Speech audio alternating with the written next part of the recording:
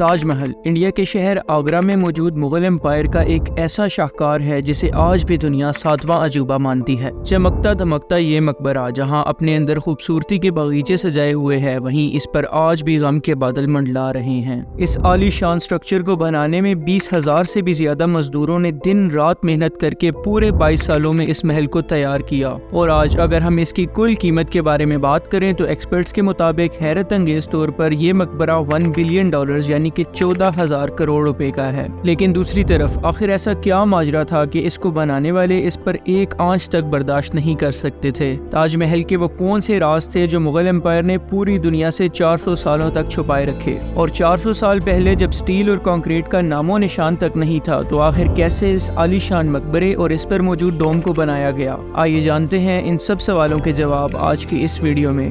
تاج محل میں مغل آرکیٹیکٹ نے اپنے ہنر کی کئی ایسے نشانیاں چھوڑی تھیں جس کی دنیا کے ٹاپ انجینئرز آج بھی تعریف کرتے ہیں۔ اس بلڈنگ کو اس طرح ڈیزائن کیا گیا کہ جب مین انٹرنس سے پہلی بار اس کو دیکھا جائے تو یہ کافی بڑی نظر آتی ہے، لیکن جیسے ہی باہر کی طرف نکلا جائے تو اس کا سائز آٹومیٹیکلی چھوٹا ہوتا جاتا ہے۔ حیرت میں ڈال دینے والی یہ کوئی پہلی ٹرک نہیں تھی جو مغل انجینئرز نے یوز کی تھی۔ اس کے ساتھ ساتھ تاج محل کے چاروں میناروں کو بالکل سیدھا کھڑا نہیں کیا گیا، بلکہ یہ مینار باہر کی طرف تھوڑے سے جھکے ہوئے ہیں، کیونکہ اگر انہیں بالکل سیدھا کھڑا کیا جاتا تو دور سے دیکھنے پر یہ اندر کی طرف جھکے ہوئے نظر آتے۔ اس کے علاوہ میناروں کو باہر کی طرف جھکانے کا ایک اور ریزن بھی تھا، اور وہ یہ تھا کہ خطرناک ارتھکویک کی صورت میں بھی اگر یہ مینار گریں تو باہر کی طرف گریں اور تاج محل پر ایک آنچ بھی نہ آنے پائے۔ اب اگر بات کریں اس کی کنسٹرکشن کی تو ممتاز محل کے مرنے کے 6 ماہ بعد ہی یعنی 1632 میں اس کی کنسٹرکشن سٹارٹ کر دی گئی تھی۔ شاہ جہاں کے آرڈر پر پورے ہندوستان کے بہترین انجینئرز اور آرکیٹیکٹس کو آگرہ بلوا لیا گیا۔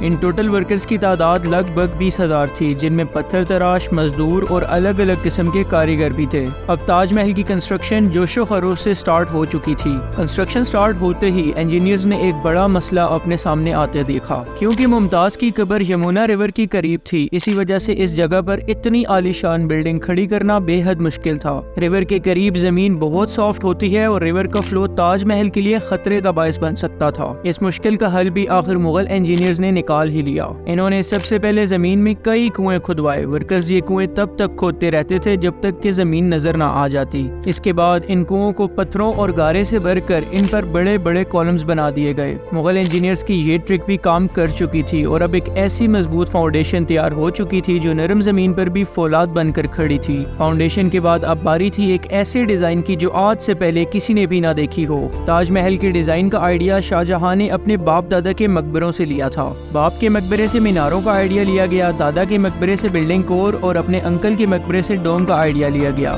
اور جب ان سب کو کمبائن کیا گیا تو ایک شاندار اور عالی شان ڈیزائن سامنے آیا۔ بلڈنگ کے سٹرکچر کو بنانے کے لیے لاکھوں نہیں بلکہ کروڑوں اینٹیں موقع پر ہی بیک کی گئیں۔ یہ سب اتنا آسان نہیں تھا اور اس میں کروڑوں روپے خرچ کیے جا رہے تھے۔ ہر گزرتے دن شاہی خزانہ تیزی سے خالی ہوتا چلا جا رہا تھا، لیکن شاہ جہاں کو کسی چیز کی بھی پرواہ نہیں تھی، انہیں بس ہر قیمت پر یہ کمپلیٹ چاہیے تھا۔ پورے 15 سال کی محنت کے بعد بلڈنگ کا سٹرکچر کمپلیٹ ہو چکا تھا اور اب باری تھی اس کو سنگ مرمر سے سجانے کی۔ یہ سنگ مرمر کنسٹرکشن سائٹ سے 400 کلومیٹر دور راجستھان سے منگوایا جانا تھا۔ لگ بھگ 3,000 ہاتھیوں کی مدد سے یہ ہزاروں ٹن وزنی ماربل راجستھان سے آگرہ منگوا لیا گیا، اور پھر مغل آرکیٹیکٹ نے تاج محل پر اپنی کاریگری کے ایسے نقوش چھوڑے جن کی تعریف آج بھی دنیا کی بڑی بڑی آرکیٹیکچرل فرمز کرتی رہتی ہیں۔ تاج محل کی ایک خاص بات یہ بھی ہے کہ یہ مقبرہ دن میں 4 مرتبہ اپنا رنگ بدلتا ہے۔ سورج نکلنے سے پہلے یہ بلیک شیڈ دیتا ہے، سورج نکلنے کے بعد یہ لائٹ یلو اور پنک شیڈ دیتا ہے،